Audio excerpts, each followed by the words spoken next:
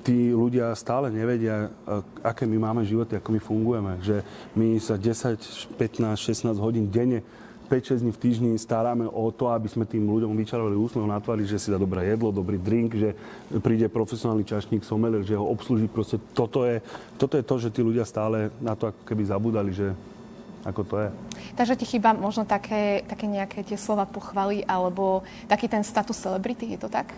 A ja by som to neformoval úplne do tohto, skôr by som to formoval, že taký trošku nejaký väčší rešpekt dať tým ľuďom.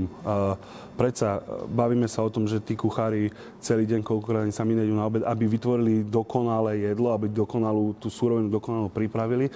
A niekedy ľudia prídu a veď to je len jedlo.